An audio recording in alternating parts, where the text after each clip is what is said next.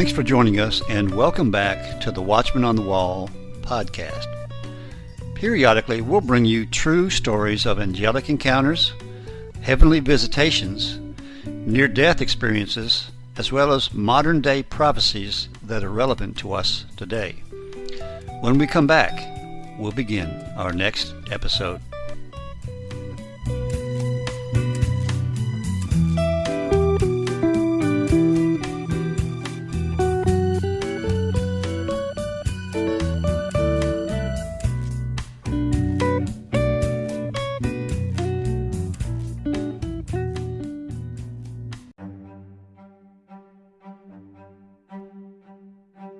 Hello, and welcome back to the Watchman on the Wall podcast. In today's episode, Stan Johnson covers the new Dana Coverstone dream called the Desert Road Dream. Stan gives us his personal interpretation of the dream, but it deals with martial law as well as food shortages and food rationing. In part 2 of our podcast, Stan covers another dream that he received that corresponds quite a bit with the Dana Coverstone dream. So here now is Stan Johnson covering the Dana Coverstone dream called the Desert Road Dream. Welcome to the Prophecy Club. Our topic today is Dana Coverstone's new dream, which is basically saying, church, get on fire. Actually, his name of it is The Desert Road, but I'm going to tell you right up front, I've edited just a little bit of it just to make it flow a little bit better for the program. Okay, so it's called The Desert Road Dream. It's given to him October 20 through 26, as he explained to me. He said a lot of times he gets little chunks of it, and it's spread over several nights until finally he gets the whole dream. So he says, in this particular dream, it was a clear night with a full moon. I was walking down a wet road in the middle of the desert. There were 4 digital billboards. In other words, these are 4 pictures. And let me say up front, I don't believe that these are prophecies of a guaranteed future. In other words, they're not like the Bible, saying this absolutely positively is going to come. I believe his dreams are warning dreams, specifically telling us to pray, specifically telling us that if we do pray, we can pray these away. They're warning dreams. They are not dreams of an absolute guaranteed future. Many of the things that he has seen have not come to pass. Unfortunately, many of them have too. But the word is for us to pray that they don't come and to make the change. And today, I'll tell you right up front, the change he's trying to get the church to do is to start waking up and praying and get on fire. Not just fire in their heads, but fire in our heart. I was walking down a wet road in the middle of the desert. There were 4 digital billboards. He's about to show us 4 different pictures. Actually, it's 4 different pictures. 2 on each side, about 25 people, 25 feet apart. Each had a roof protecting them from the drizzling rain. Wolves were howling. The first video was a grocery store with armed soldiers, not the first one that's seen armed soldiers at a grocery store. A grocery store with armed soldiers standing guard out front. People were waiting in the lines to go inside. Only about 5 people were allowed in at any one time. The soldiers recorded on an orange notebook items that were purchased. People were wearing coats, gloves, and hats, and I could see their breath, meaning it could be, not guaranteed, could be that we're about to see this even this winter. Then the second video showed people in a green van, marked Coroner, in big blue letters, pulling up to a house with a large X-2 on the door. Now, I think that's saying that there's 2 dead people here, go get them. There was about 3 inches of snow on the ground and the windows on the house were iced over.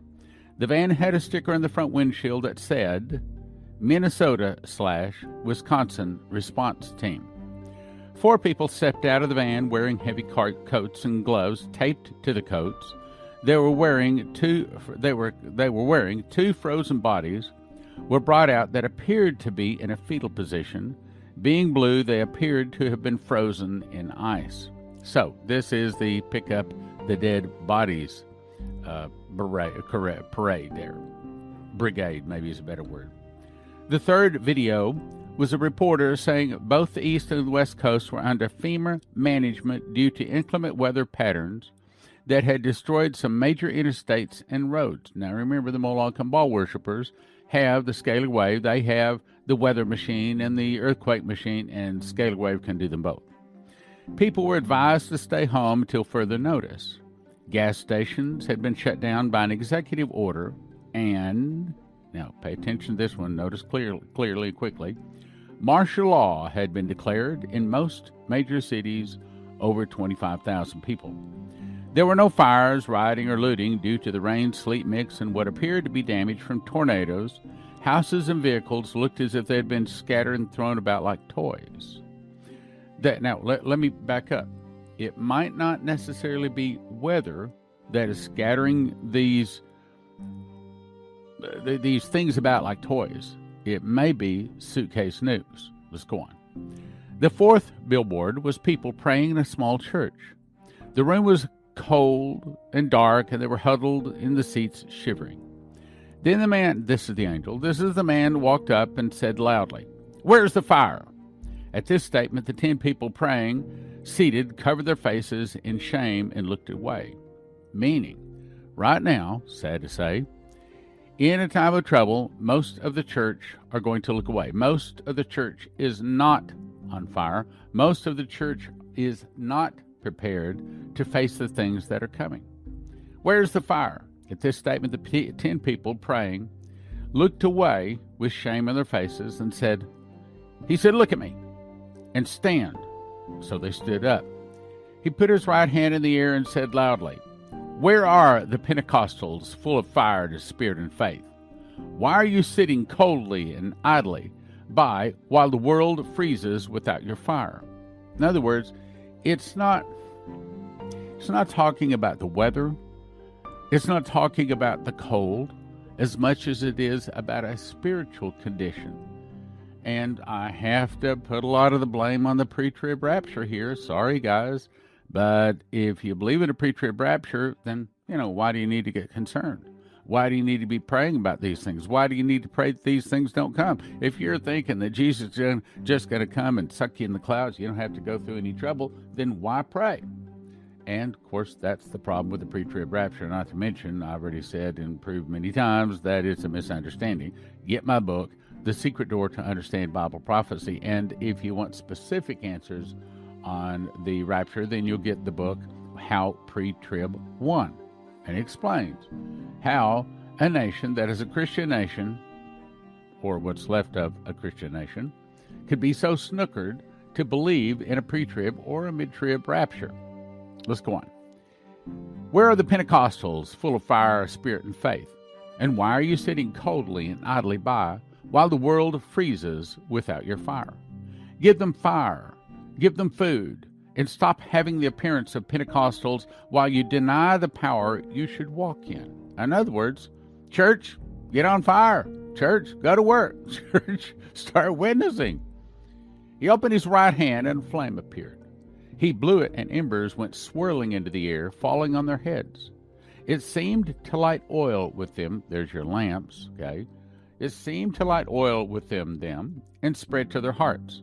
It roared out of their chests with a loud noise. I think that's the great miracles that are about to hit, the great miracle revival. 5 of the on-fire believers with smoke coming out of them went into the streets. The heads of the other 5, well, what is this, the 10 virgins, okay? 5 were wise, 5 were foolish. Isn't this kind of smacking of the same thing? Isn't this a further understanding of the 10 virgins? The heads of the other 5 were on fire, but not in their hearts. In other words, they know it, but they don't know it. They know it, but they don't walk it. They know it, but they don't live it, you see.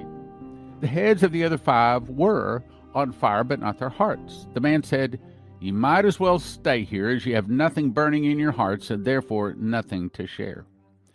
Before I get up and speak on Sunday mornings, and also Friday nights, I get on my knees and ask God to give me his fire in my mouth and in my heart, because I don't have anything to share unless I have the fire in my mouth and my heart.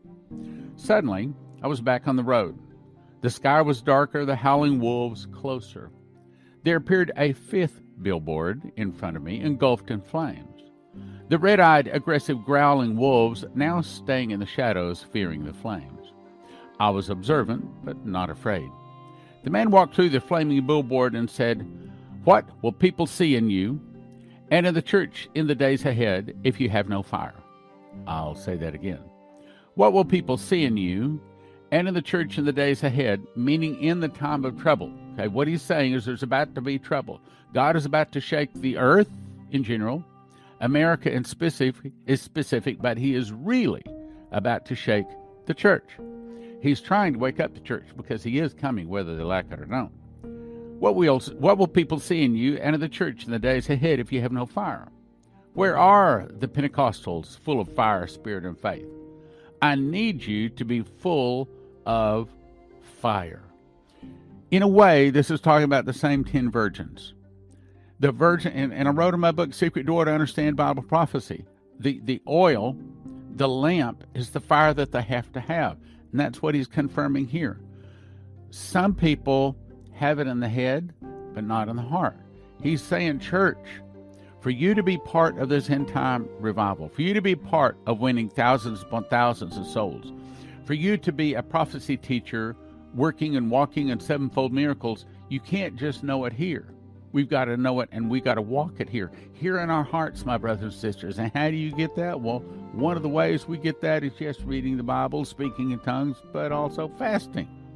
It's part of it, just like we talked about the other day. The three things that got Cornelius so blessed as to bring the gospel to the Gentiles, from the Jews to the Gentiles, was his giving, his prayer, and his fasting. Giving, prayer, fasting. Giving, prayer, fasting. Got to be right. Got to be right in those areas. One of those areas is wrong, God can't use you as much. Anyway, 5 were on fire, 5 were not. He said, if you don't have the fire, no sense in even going out to witness because you have nothing to say. Then, the final thing was, what will people see in you if you have no fire? You've got to have the fire. That's what he's saying. We'll be right back with more right after this.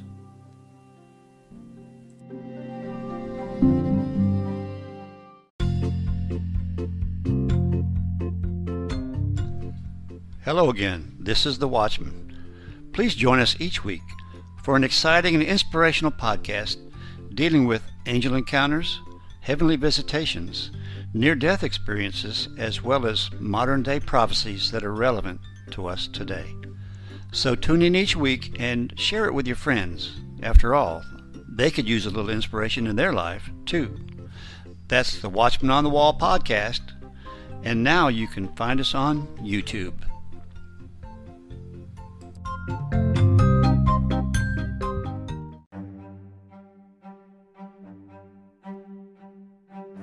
We return now with Stan Johnson covering another related dream. Now, let's go on to the next one. So this lady, Patty Travato, came up to me at the Baltimore crusade we had back in, well, I think she's going to say the date is like 06. And she told me this dream, and I said, I got to have you write that down. So she wrote it down, and she sent it to me. And when she sent it to me, she also said that very night, after she had told me the dream, she had the entire dream all over again, which it had been a couple of years since she'd had the dream. So when you have the same dream twice, that confirms it's from God, and I believe it's of God too. Now, I also want to say, I don't think this is a guaranteed dream either. I don't think it's a prophecy, just like Coverstone dreams. I think that they are warnings. They are called to prayer. That's what they are. They're calling us to pray, my brothers and sisters. Okay, let's go on. The dream given to Patty Travato of Baltimore, Maryland in May of 2004. She says, in my dream, there had been a nuclear explosion. Now, I'm going to say that it probably sounds like suitcase nukes. In other words, this is not Russians taking America totally out. This is probably the suitcase nukes that they will use to try to move us into a totalitarian government. In my dream, there had been nuclear explosions in the Baltimore-Washington corridor. I had quickly grabbed clothes and a tent and money and a little food and stuffed them into the car. We used the back roads to get out of Maryland, and my daughter was in a car behind me with the rest of our kids.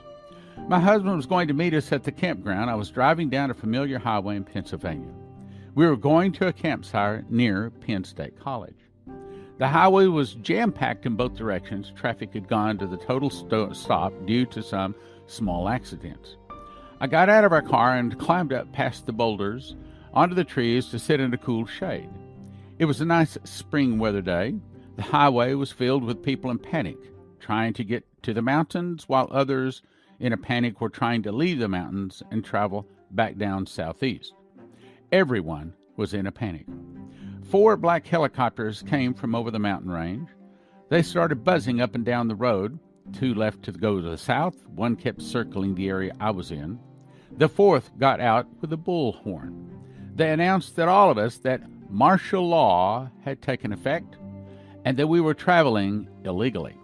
I'll say that again. Martial law had taken effect and we were traveling illegally. How many times we heard that? Heard that in a lot of dreams. Everyone was required to return to their homes or face arrest and confiscation of their vehicles. We thought, well, how can we go back home? The lanes of the traffic on the highway are not moving. A man in the southbound pickup truck started screaming at the black helicopters. He incited others to throw rocks at it and even wanted people to turn over the vehicles and block the highway to stop people from going home. A military person dressed all in black and dark gray appeared at the helicopter's door and shot the man and 2 others dead. Other people in the area were forced to lay the bodies alongside the highway and move their vehicles onto the shoulder of the highway. This paralyzed the people. No one really understood just how different things were going to be. The circling helicopter swooping down and young military men jumped out on the road. On the northbound side, it was quite friendly and gave new orders saying tourists should proceed to their destination. We were told we could only visit 10 days or less, and then we were required to return to our primary residence. He told us that we would want to go home anyway because we wouldn't be able to buy any food except where we lived, anywhere except prepackaged food still available in gas stations. All grocery markets were closed. The only people that were report to work were emergency workers. Sound familiar? The gas stations were allowed to remain open to allow people to get home, and then no one was to leave. Then the scene changed, and I was at home again, which is a 20-minute drive from Baltimore. My family and I were watching TV news conference on how people were coping with the grocery stores being closed and the last 3 weeks. A military woman dressed in the same outfit as the man in the helicopters came to our front door. She made sure we were home, then put something sticky on our door on which to affix government papers. They didn't want these papers put in a mailbox. She handed them to us, a large envelope of papers. The contents included a mandatory appointment at the school where we are registered to vote. If you missed the appointment, you delayed getting food for your family. Most people had eaten all of the extra food. All people were required to share what they had. Food was the primary problem everyone had on their minds. How many times we heard that in other dreams from other people? Food was the primary problem everyone had on their minds. The government didn't want anyone to have any food left in their house. Any person not sharing food that they had stored up would have it all taken away and go to jail. When arrived at our place of voting, only a few people were allowed in at a time. Tables were set up as we went to vote, as if we went to vote. We had to go to an alphabetized table and state our name. We had to provide proof of who we were and how many people lived in our home. They confirmed this information with a computer. Anyone not registered would have to go to a sports stadium to do their paperwork in order to get food. No more Walmart food. Each family was issued something that looked like WIC checks, W-I-C checks. Each family was assigned one grocery store in which they could shop. The checks had food items listed and how many we could buy. For example, 2 16-ounce cans vegetables, 1 pound meat, 6 fruit items fresh. We could only buy at our assigned store. Everyone could only shop if you were a registered shopper, and only one person in the family could be registered to shop. Each person had one certain day in which to shop. I was at my assigned store. There were only a few people allowed in at a time. Once the approved people were in, the doors were locked until the maximum time was over and the next group was allowed to go in. I only had 15 minutes to shop for the listed items on my check order, and only 5 minutes for a clerk to process everything. Each hour, only 3 groups of people were allowed to enter. To ensure appropriate behavior, there were military-dressed guards with machine guns at the various places in the store. Some people were assigned to shop in the middle of the night. We could choose whatever brand of canned goods or meats, but the amount was very limited. My grocery cart was only 1/3 full, and it had to last all week until the next week appointment, when we were given another week-type check with a limited amount of food listed to be purchased. Each person's check was commensurate with the number of people living at their legal residence. One could buy all the paper goods and cleaners they liked. As I was paying for the allowed food, another customer became very irate with the little amount of food he was being allowed to get. He started yelling at one of the soldiers. The soldier slowly pointed his gun at him, pushed back his helmet, and stared at him a long time. This soldier, speaking with a Spanish accent, said, "Don't be so upset. This will not do you any good." He pointed at the military vehicle out in the parking lot. "Look, your Russian overtakers have had to live like this all of their lives. Now it is your turn." And the dream ended. Toward the end of the dream, she says, I knew that the nuclear attack was not a single attack, but actually many small attacks, suitcase nukes, and was accomplished through a Russian Spanish-speaking country alliance. I woke with a very clear knowing of how easily people will cooperate with a new government in order just to get a little food. I saw how voting registration would be used to organize food distribution. Then, after she told me the dream at the crusade, she said, I saw the entire dream that night shockingly crystal clear, just as it had been given the first time. Now, in summary, what are we talking about? Talking about, Bible says, the mouth of 2 or 3 witnesses let a thing be established. How many dreams have we had showing us suitcase nukes are going to hit? How many dreams have we had showing us that there's about to be a food shortage? And in this case, how many dreams have we had where they're saying only so many people can go into the grocery store at any one particular time? The point is, if the 2 cows are a prophecy, and I personally believe that they are, one was released on September 25th, 2014. The other one was actually born on September 25th, 2014. One was black and white, one was red and white, both with a 7 right on their forehead. I don't think that's an accident, because they were released to the public on a Shemitah. A Shemitah is the Feast of Trumpets. It only happens once every 7 years.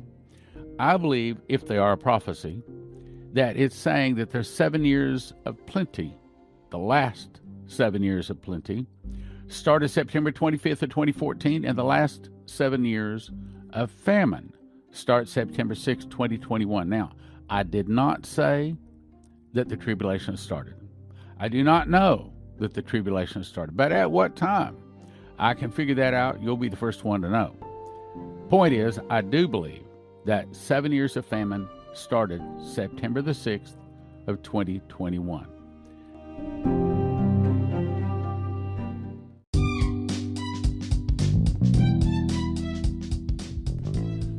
Hello again, this is The Watchman. Please join us on our new video channel called Encounters from Beyond the Veil. It's the same exciting content as our audio podcast, but in a shorter, but yet a video format. Also, please subscribe so you won't miss any of our episodes. That's Encounters from Beyond the Veil, exclusively found on YouTube.